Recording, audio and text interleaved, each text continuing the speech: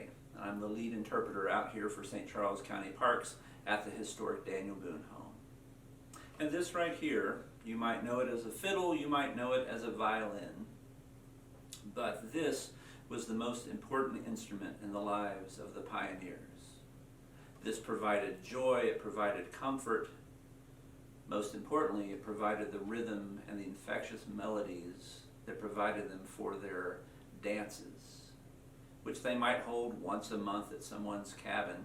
And so the fiddle itself, it was popular not only because of what it could bring as far as joy, but also it was lightweight. It was portable.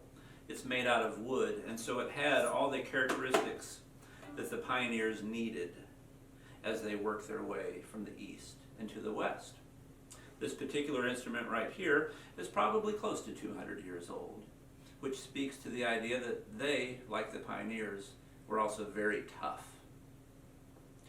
So the tune that I played for you was a tune called Cumberland Gap, and that may be the most closely associated tune with Daniel Boone because we think of him coming through the Cumberland Gap on the way to settle Kentucky in 1775.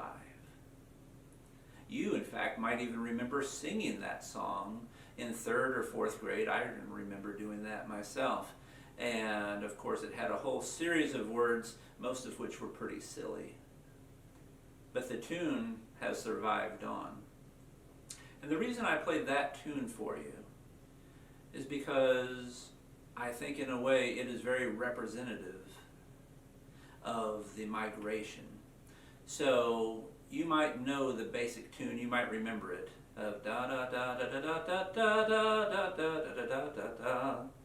You might remember that from your classroom and that would be it. But you notice that this tune actually had 2 or 3 other parts added to it.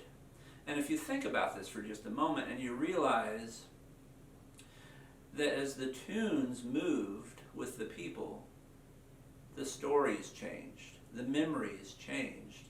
And so just like a game of telephone, certain things were added and other things were taken away.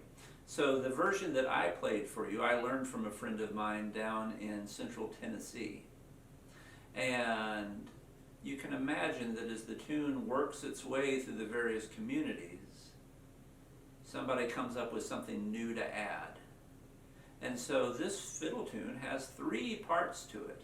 And I love to think that that 2nd and 3rd part, I would love to think that those were added on by people who had just one more thing to contribute to the tune. Because of that, all of these old fiddle tunes are very much alive.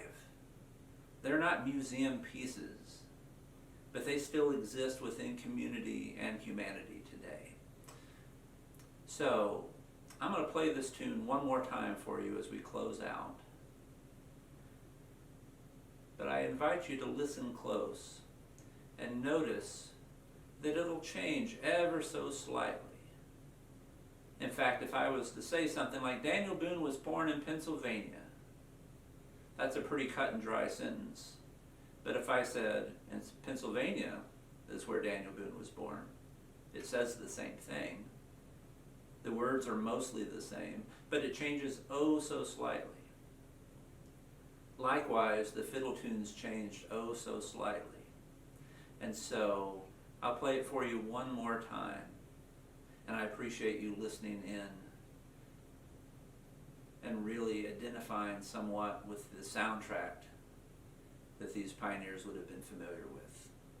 Cumberland Gap one more time with the 2nd and the 3rd part thrown in, and maybe even a few warts and slurs, as the old-time fiddlers would have said.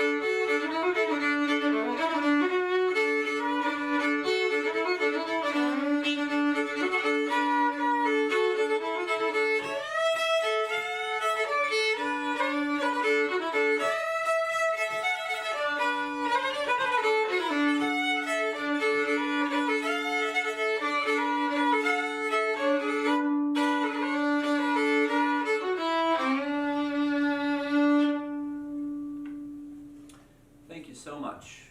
Have a wonderful day, and thank you for watching.